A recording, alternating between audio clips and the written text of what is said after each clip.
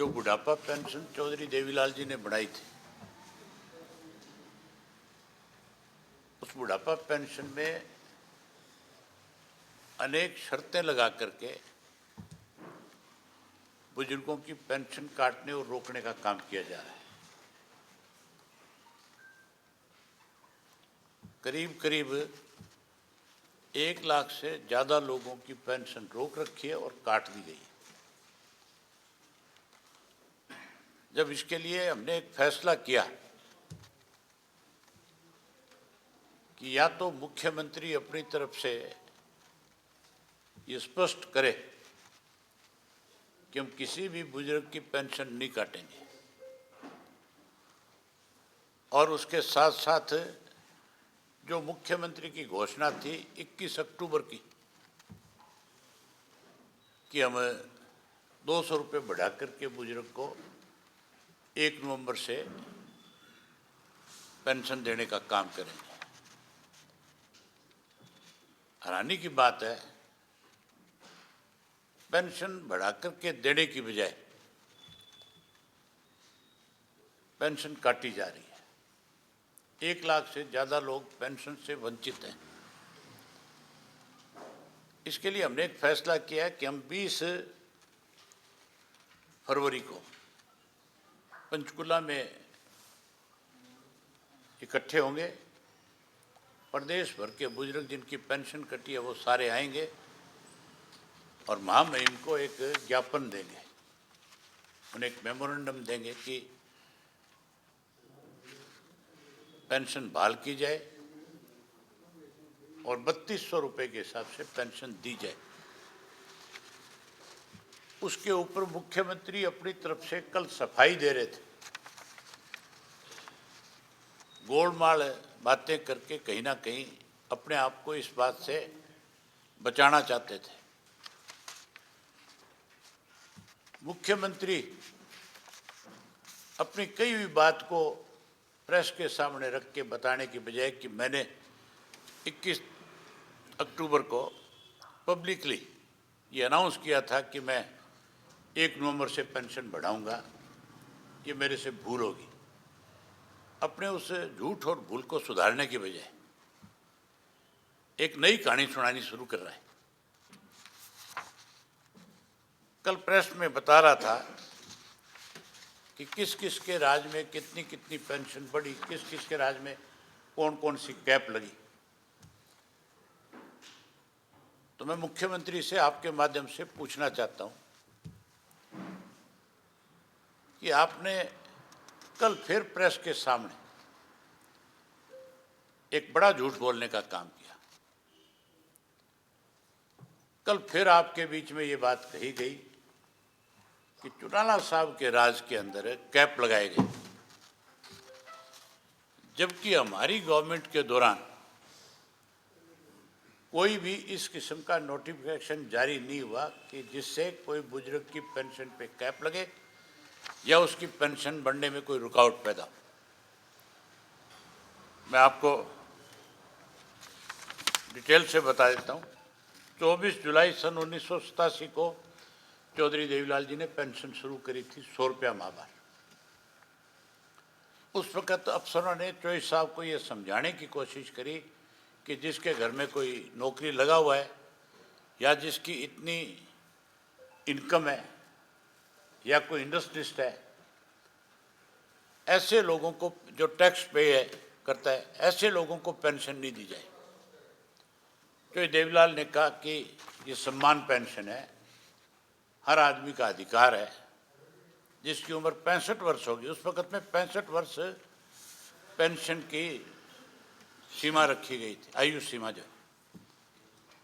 और 100 रुपया माहवार पेंशन दी गई थी, सबको मिली थी। उसके बाद 92 में कांग्रेस की सरकार बन गई, चौधरी भजनलाल मुख्यमंत्री बने। उन्होंने एक शर्त लगा दी, 2 शर्तें। पहली शर्त लगाई कि जिसके पास 4 एकड़ से ज़्यादा ज़मीन है उसको पेंशन नहीं मिलेगी। दूसरी लगाई कि जिसकी सालाना 10,000 रुपया आय है, इनकम है, उसको नहीं मिलेगी। इसका हमारी पार्टी ने हाउस में विरोध किया था, बाहर भी विरोध किया। वो भी इस बात को लागू नहीं कर सके, उन्होंने नोटिफिकेशन जारी कर दिया था। उसके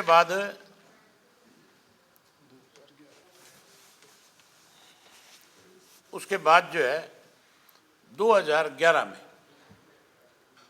जब हुड्डा की गवर्नमेंट थी, उस वक्त फिर इस 10,000 की आय को बढ़ा करके 50,000 रुपये सालाना कर दिया था,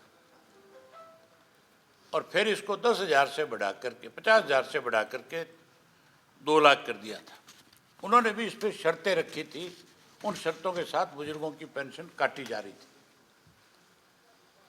हमारी सरकार के दौरान पेंशन कटी नहीं, हमने पेंशन बढ़ाई थी, 100 रुपये से 300 रुपये करी थी, 5 वर्ष में 3 गुना बढ़ा दी।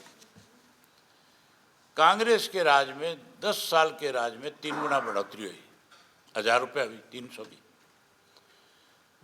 और जो बीजेपी वाले कह रहे हैं कि हमने पेंशन बढ़ाई है, इनसे पूछने वाला हो कि तुमने 11 साल में 3 गुना बढ़ाई है। लोगों ने हमारे ऊपर विश्वास भरोसा जताया, 2029 में अगर हमारी सरकार बनाई तो हम इस पेंशन को पहले ही झटके में डबल कर देंगे। बुजुर्गों की जितनी पेंशन होगी उसकी 2 गुना करके देने का काम करेंगे।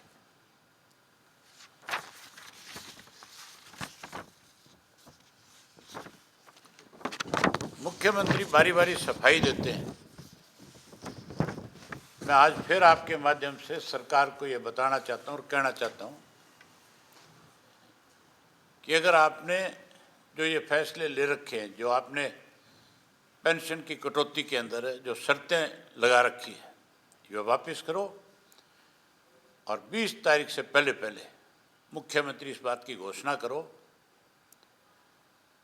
कि हम 3200 रुपये के हिसाब से हर बुजुर्ग को जिसकी आयु 100 वर्ष होगी, किसी भी किस्म की शर्त लगाए बिना उसको उसकी पेंशन देने का काम करें। अगर पेंशन नहीं काटी गई है तो फिर आज गांव-गांव के अंदर ये अनाउंसमेंट क्यों कराई जा रही है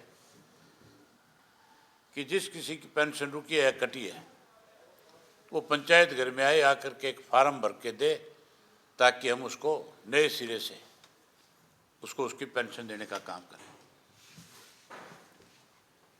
झूठ बोलने से काम नहीं चलेगा। जो वायदे किए उनको पूरा करना पड़ेगा,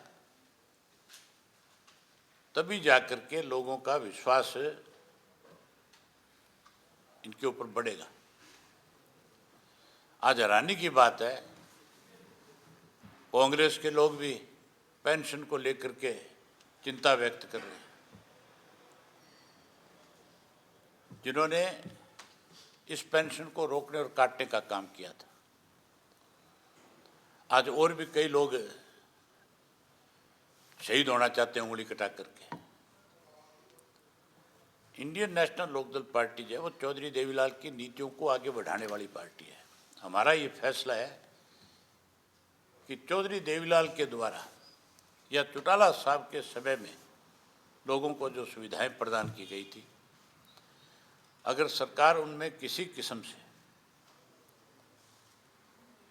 कोई कट लगाने की कोशिश करेगी, कोई भेदभाव करने की कोशिश करेगी, तो इंडियन नेशनल लोकदल पार्टी उसे बर्दाश्त नहीं करेगी। उसके लिए आंदोलन करेगी, लड़ाई लड़ेगी, सड़कों पे आएगी और सरकार को फिर से वो सारी सुविधाएं देने के लिए मजबूर करेगी। आज केवल बुजुर्ग परेशान नहीं, आज हर वर्ग के लोग दुखी और परेशान हैं। नया बजट आ रहा है, उस बजट में आप देखना, पहले तो 3,56,56,000 करोड़ रुपए का कर्जा था। अब की बार वो कर्ज जो है 4 लाख क्रॉस कर जाएगा। कर्जे पे कर्जा सरकार ले रही है, लेकिन लोगों को सुविधाएं देने की बजाय उन्हें परेशान कर रही है। आज सरकारी जो नौकरी है, हर डिपार्टमेंट के अंदर 50-60% तक भी आज कर्मचारियों की कमी है। घोषणाएं रोज नई नई है, लेकिन उन पे अमल नहीं है। केवल ध्यान बांटने के लिए रोजाना नई बात सरकार की तरफ से कही जाती है। कृष्ण बेदी का एक बयान था, वो भी मैं देख रहा था कल, वो भी मजाक उड़ा रहा था बुजुर्गों का पेंशन को लेकर के। उससे पूछने वाला हो, तू जब पहली बार एमएलए बना था, बीच में 5 वर्ष तक जब तू एमएलए नहीं था, तब तैने कितने रुपए पेंशन के रूप में लिए? तुझे पेंशन क्यों दी गई? ऐसा कौन सा काम किया था तैने इस प्रदेश में जिसकी वजह से आपको पेंशन मिले? एक एमएलए को, एमपी को, राज्यसभा के मेंबर को, अगर एक एमएलए राज्यसभा का मेंबर बन जाता है, अगर वो लोकसभा का मेंबर बन जाता है, तो उसको एक एमएलए की पेंशन नहीं मिलती, उसको तीनों जगह से पेंशन मिलती है। और उसको नहीं, उसकी जो वाइफ है, जो उसको भी जो सुविधाएं एक एमएलए को, एक्स एमएलए को दी जाती है, चाहे वो मेडिकल की है, चाहे वो आपके एक जगह से दूसरी जगह जाने के लिए सरकारी जो बसें चलती है, उन पे जो किराया माफ है, जो मेडिकल सुविधा है, वो सारी सुविधाएं उसके परिवार के सदस्यों को भी मिलती है। तो फिर जब एक कानून बन गया था, ये सारी चीज़ें कानून के तहत ही मिल रही होगी इनको। अगर कोई अधिकारी रिटायर हो जाता है, उसको भी पेंशन मिलती है, उसके डिपेंडेंट को भी सारी सुविधाएं मिलती है। बुजुर्ग आदमी अगर उसकी डेथ हो जाती है तो उसका कोई डिपेंडेंट नहीं है, सरकार को उसके डिपेंडेंट को भी ये सारी सुविधाएं देनी चाहिए, ताकि जो उसका डिपेंडेंट होगा वो उसकी देखभाल करता रहेगा।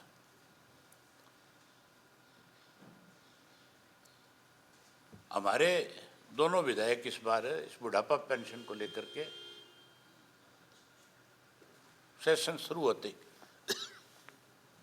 सबसे पहले इस मुद्दे को उठाएंगे और इस मुद्दे पे मुख्यमंत्री को कहेंगे कि भी आप अपना स्पष्टीकरण दो, अपना जवाब दो, बताओ कि पेंशन जो है वो कौन लोग उसके हकदार हैं, उसमें क्या क्या शर्तें आपने लगा रखी है, और शर्तें लगाई है तो उसके पीछे कारण क्या है। हम इस लड़ाई को बहुत आगे तक लेकर के जाएंगे। बुजुर्गों को जो सम्मान पेंशन चौधरी देवीलाल ने दी, वो किसी कीमत पे कटने नहीं देंगे, हर हालत में उनको उनका हक दिला करके रहेंगे। तो सर 20 तारीख को जो प्रदर्शन होगा, इसमें जिन लोगों की कटी है बुजुर्गों की, उनको भी साथ वो सब लोग आएंगे, हजारों की संख्या में बुजुर्ग आएंगे। मेरे पास सैकड़ों टेलीफोन दिन में आते हैं, बुजुर्गों के फ़ोन आते हैं, वो पूछते हैं कि हमें पंचकुला में कहाँ पहुँचना है। और अब हरियाणा प्रदेश के आम नागरिक को केवल और केवल विश्वास और भरोसा किसी राजनीतिक दल पे है जो उनके सम्मान की लड़ाई को लड़ सकता है, तो इंडियन नेशनल लोकदल है।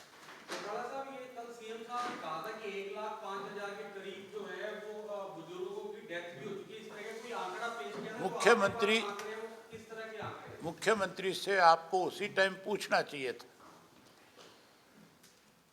कि आप पेंशन तो नहीं दे रहे, कम से कम 1,05,000 बुजुर्गों को झूठ तो ना बोलो। अगर 1,05,000 बुजुर्ग की डेथ हुई है तो सरकार के पास तो आंकड़ा होता है, आजकल तो डेथ सर्टिफिकेट बनते हैं, वो फिर डिटेल बता दे कौन से 1,05,000 बुजुर्ग मरे हैं। मतलब हद नहीं है कि किस तरह से मुख्यमंत्री सफाई देने की कोशिश कर रहे हैं। पकड़ा तो उसी दिन गया था कैथल में मुख्यमंत्री, जब कैथल में एक पत्रकार ने यह सवाल किया था, तो उसके सवाल का जवाब देने की बजाय प्रेस कॉन्फ्रेंस छोड़ करके भाग गया था। अगर पेंशन नहीं काटी होती तो फिर भागता थोड़ा ही, फिर तो कह सकता था ये कह रहा मैं कह रहा हूं ना, तेरे पे कौन विश्वास करता है, तू तो डम्मी आदमी है। जो मुख्यमंत्री डम्मी होगा उस पर कोई कैसे भरोसा करेगा। यहाँ शुरू शुरू में जब ये मुख्यमंत्री बना था कितनी लंबी कतारें लगती थी, कितने लोग मिलते थे। अब कोई 4 आदमी आते हैं तो बता दो।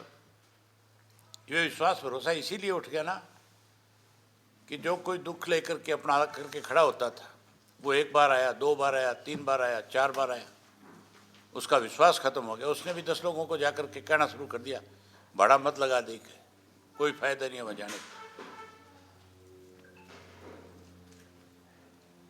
उन्होंने कल एक बात और कही थी कि विपक्ष ने कहा कि 70-73 लोग पेंशन कट गई। उन्होंने कहा कि पेंशन काटी नहीं है, सस्पेंड की है, जो लोग सर्टिफिकेट दे देंगे। क्यों करी सस्पेंड? सस्पेंड भी क्यों करी, उसका कारण बताओ। किस बात की सस्पेंड करी?